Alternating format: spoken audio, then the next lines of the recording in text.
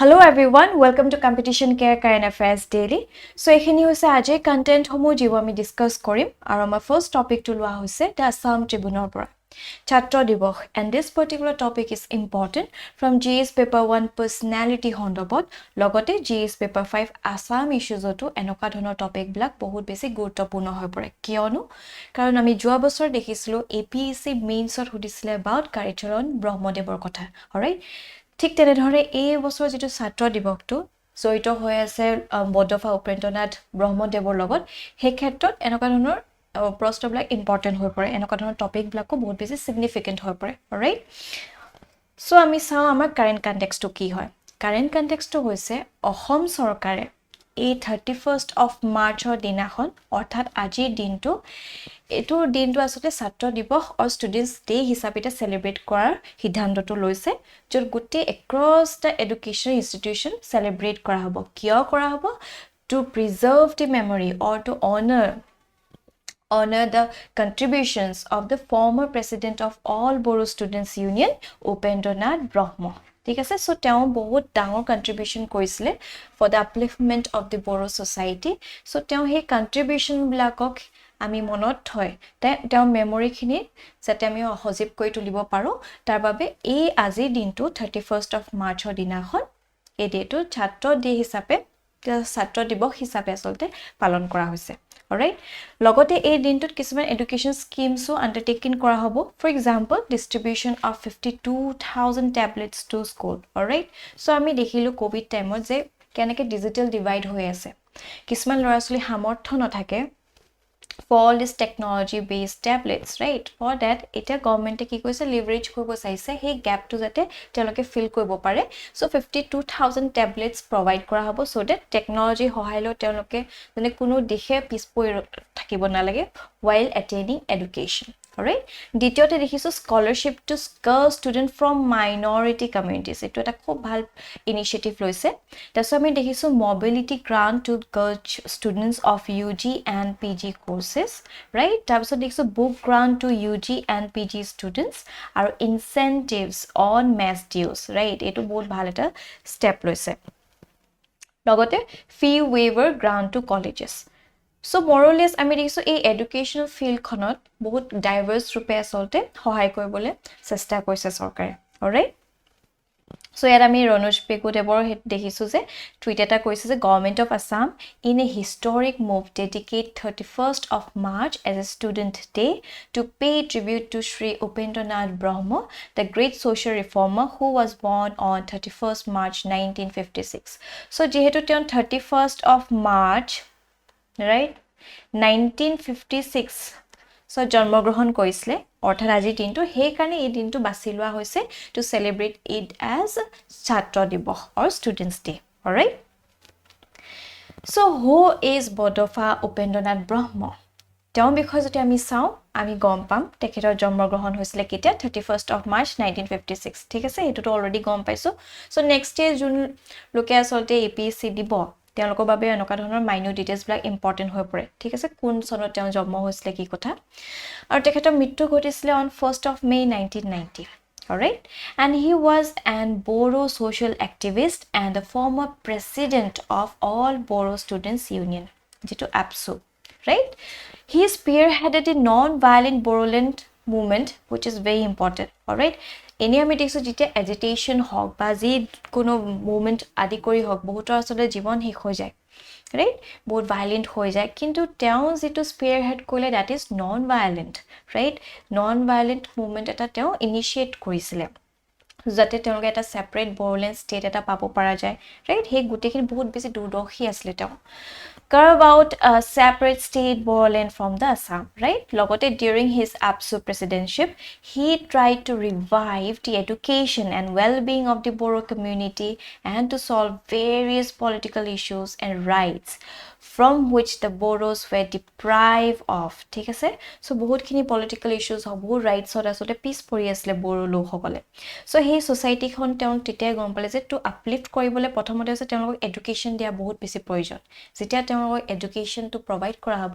তেন তেওঁলোকৰ এটা এৱেকেনিং হৈ পৰিব ৰাইট তেওঁলোকে নিজে গম পাব যে they need political rights they need other rights as well So he awakening দিয়াত আসলে তেখেতৰ এটা বহুত ডাঙৰ কন্ট্ৰিবিউশন আছিল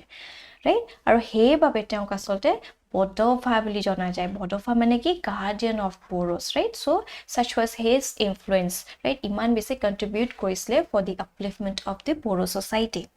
right so হে দিনটোতে আজিৰ দিনটোতে 31st of March দিনাখনে এতিয়া ছাত্ৰ দিৱস হিচাপে পালন কৰা হৈছে alright so based on this particular topic eta means answer writing practice question loena hoise jehetu means ahi ase right so enoka dhonor topic bilak apnaloke try kori sabo who is Bodofa Upendranath Brahma discuss how he contributed to the Boro society to 10 marks hoy jeta 10 marks hoy within 150 marks of bitor apnaloke likhibole chesta koribo alright Now let's move on to our next topic. It is taken from the PIB New India Literacy Program and this particular topic is important from GS paper 2 government policies hondobot logote GS paper 3 to important hoy pore right GS paper 3 to social upliftment tatu enoka dhonor topic bla important hoy so here because oti ami alop bhalke sa ami gom pam se New India Literacy Program launched to cover a target of 5 crore non-literates of the age group of 15 years and above right so this is kind of new initiative here jeto target age group basi lua hoise that is 15 years or above right that koi besi ami dekhisu right agote nei sadharon ki dekho hor asle black right 14 years or tolot hok but enoka but yat pasil lua hoise 15 years above kan bohuto kisman enoka dhonor hobo pare childhood days hobo pare jot teloke he hikha grohon koribo noarile হয়তো কেনকা সুবিধাজনক নাছিলে পৰিবেশ বাট হেতু কাৰণে কোনো লোকে আসলতে শিক্ষাৰ পৰা পিছপৰি থাকিব নালাগে ৰাইট সবৰে অধিকাৰ আছে সো হেইখিনি শ্ৰেণীৰ লোকক আসলতে এই যেটো প্ৰগ্ৰামৰ সহায় লৈ তেওঁলোকক শিক্ষা প্ৰদান কৰাৰ চেষ্টা কৰিছে ঠিক আছে so this is a great initiative the scheme aims to cover a target of 5 crore non-literates right in the age group of 15 years or above So the scheme has 5 components. A is it scheme hoita mool 5ta component ase. Hegita ami monot thoato khubei proyojoniyo. Prothom to hoise foundational literacy and numeracy, right? He 15 years or above group ok teolokok he foundational literacy or numeracy to hikwa hobo, right? Jate basic teolok eko okhubidha nohok. Right, so critical life skills provide kora hobo, vocational skill development dia hobo which is very important. Logote basic education provide kora hobo aru continuing education. So mool a pasta component opor bhitti kori a particular New India Literacy Program to launch kora hoise. All right. It is scheme 2. It is based on the technology and implemented predominantly through online mode. All right. So online mode or joriote a যেটো program to implement kora hobo time frame to joti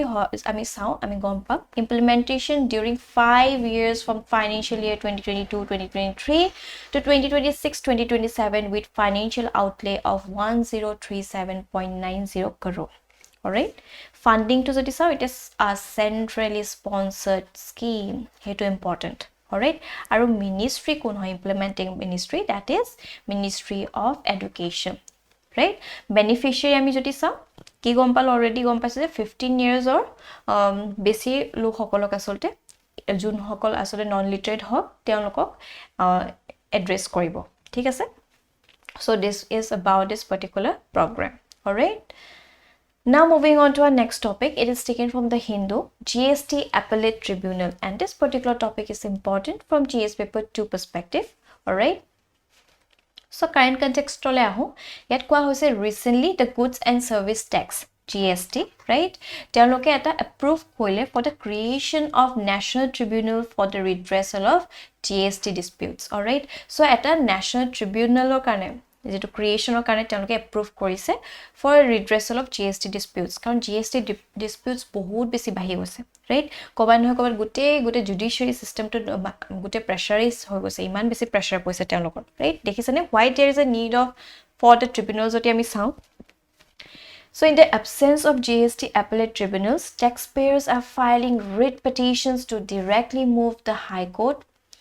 This burdens the already overburdened high courts and they may not have specialized benches for GST matters. ঠিক আছে?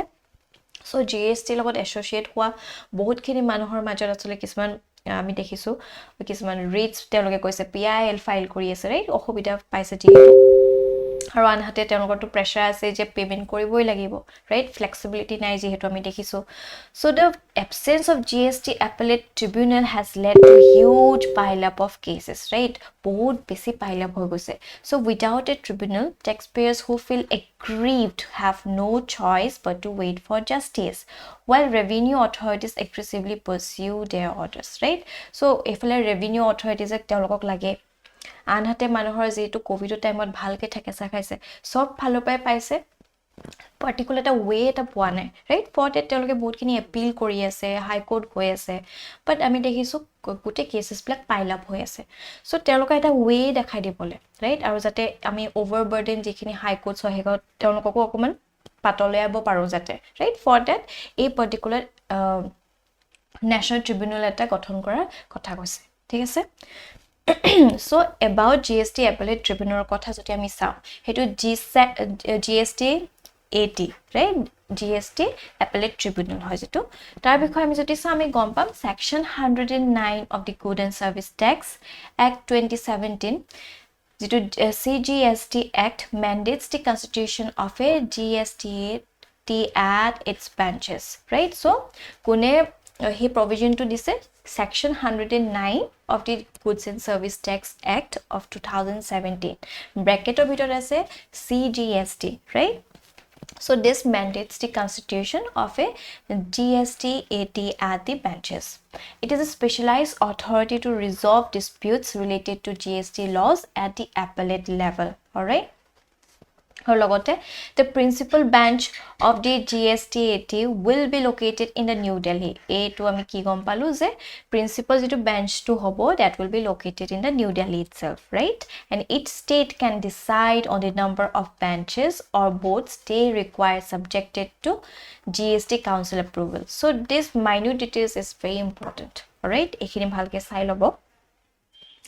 Composition of kotha ami jodi sao ami gom pam the bench will consist of 2 judicial members right and 2 technical members with the selection panel including a senior judicial member from the state high court very important right jeto a bench khonot it will consist of 2 judicial members right dujon koi judicial member thakibo aru dujon koi technical member thakibo right with the selection panel including a senior judicial member from the state high court all right or the tribunal is likely to be headed it is important headed by a former Supreme Court judge or a former chief justice of a high court hoine a tribunal to it can be either headed by a former Supreme Court judge or a former chief justice of a high court so this is the basic composition of this particular tribunal all right the power of the appellate tribunal ki hobo what are the powers of kotha ami jodi sao as per the code of civil procedure 1908 the GST appellate tribunal holds the same power as the court and deemed civil court for trying a case right it has been granted the power to hear appeals and to pass orders and directions including those for the recovery of amount due for the enforcement of its orders and for the rectification of mistakes right so a gutei khini power to pai jabo a appellate tribunal right it also has the power to impose penalties okay so penalty impose kora he power to ase telokor osor revoke or cancel registrations and take such other measures as may be necessary to ensure compliance with the GST laws all right so these particular powers are very much important all right ahiboloke UPSC khetro to enoka dhonor topic la important hoi porise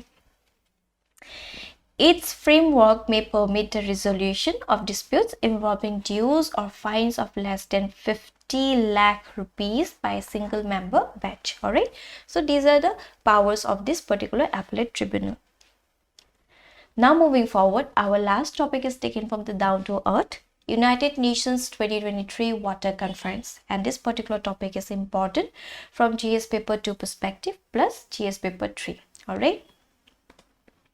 so current context to ki hoy current context to hoise eta recently conduct koise UN Nations 2023 Water Conference in the New York City all right to make world water secure aru yate over 700 commitments kora hoise to secure this water alright so ইয়াৰ ক্ষেত্ৰত আমি জানা উচিত যে what is UN 2023 water conference about so the UN 2023 water conference is formally known as 2023 conference for the midterm comprehensive review of implementation of UN decade for action on water and sanitation alright so 2018 to 2028 বহুত বেছি দীঘলীয়া হয় হেকানে আসলতে শৰ্টত এটো কোৱা হয় UN 2023 water conference alright যেটো aim asile যে our watershed movement uniting the world for water right aims to support the achievement of international agreed water related goals and targets including those contained in the 2030 agenda for sustainable development aru ei sustainable development mo agoto bahut bar dekhaisu apnalokor right aru tapra hudise je keta asle sustainable development in our APSC prelims tar 17 ta asle hoine so eneko ami dekhisu je topic bla bahut beshi important hoy pore all right So it took place at the UN headquarters in New York. Alright, New York hoisile. It was co-hosted. Remember, it was co-hosted by Tajikistan and the Netherlands. A dukhon country log lagi asore host korise. It took 46 long years for the UN to organize the water conference in 2023. The first being held in 1977. So kiman agote prothom kon hoisile aru 46 years of pasot eta hua hoise, right? Prothom kon kot hoisile Mar del Plata, Argentina hoisile. All right, this is important. So what are the major initiatives taken here? আমি গম পাইছো water action agenda যত হৈছে the 700 voluntary commitments will form the water action agenda দ্বিতীয়তে climate resilient water and sanitation infrastructure হ'ব so USA announced a commitment of up to $49 billion in investment to support climate resilient water and sanitation infrastructure and service all right so quality infrastructure কথা কোৱা হৈছে Japan announced that it will contribute 500 billion yen to the solution of water-related social issues faced by Asia-Pacific region by developing quality infrastructure. Right? Aro etu jodi apnaloke mon kore, if you are able to connect the dot, apnaloke gom pabo, Japan e amar Assamoto bahut help kori ase, right? Ami jate pani adi kori bhalke mi pao. He khetrot Japan e bahut help kori ase jitu jika ho, right? Alright, episode আমি দেখিছো river basins management and cleaning running water kora hoise which is very important right so Vietnam pledged to develop policies for major river basins managed by 2025 and clean running water by 2030 eta kotha mon koisene it is a democratic in nature right so jun ki khon country jiman hamortho ase jot telokor expertise ase based on that teloke nijor phalo pa asole he commitment gudise this is actually a good form of governance right jitu eta collective governance jitu koise global governance jitu koise etu বহুত ভাল দিখত koise right jitu implement honte ami sa kenoka hobo ahiboloke din blakot baru jiki noho etu ami ভাল উদাহৰণ দিব পাৰো আমাৰ means answer writing ত কিবা জন্দি প্ৰশ্ন হুতে related to this right global অৰ্ডাৰৰ কথা যেনকা হৈ গৈছে যেটো মাল্টিলেটাৰাল পৃথিৱী এখন আমি বিচাৰি আছো তাত ক্ষেত্ৰত আমি এইবিলা কথা মেনশন কৰিব পাৰিম so Africa's water investment gap ya দেখা পোৱা গৈছে যে African Union Commission and Continental Africa investment program aims to close Africa's water investment gap by mobilizing at least $30 billion per year by 2030 right European Union তেওঁলোকে কৈছে aims to support 70 million individuals to an improved drinking water source and sanitation facility by 2030 আৰু লগতে আমি দেখিছো water convention and transboundary cooperation ইয়াত কি কৈছে Switzerland submitted 5 commitments in the area of water convention and transboundary cooperation so water related any type of question ahile we can definitely mention about these particular initiatives right so this was it logote kisman challenges to ase challenges associate hoy ase those challenges are the commitments are non binding in nature right ঠিক আছে তেওঁলোকে নিজৰ ফলৰ পৰা commitments খিনি দিছে but that are non binding যদি they are not able to complete those commitment কোনো একো তেওঁলোকক ক'ব ফোর্স কৰিব নোৱাৰে ঠিক আছে so that is the other side of the coin so আমি দেখিছো the water action agenda should include diverse experience and did not include the necessary communities of water management right হেখিনি তেওঁলোকক include নকৰিলে The conference failed to address violence and threat faced by communities trying to protect dwindling water sources. So these are some of the challenges. All right. which needs to be addressed. ঠিক আছে so হেতুহে কৈছে vision statement of 2023 water conference so কেনেকে তেওঁলোকে গুটেই water body to protect কৰিব পাৰে যাতে সবৰে এটা global good হয় alright so this was it আজি session to ইমানটা সমাপ্ত হ'ল thank you for watching this video আৰু আপোনালোকৰ যদি কিবা ডাউট আছে বা কিবা ফিডব্যাক দিব লগা আছে কাইলৈ আমাক কমেন্ট সেকশন জনাবলৈ নাপাহৰিব till then bye bye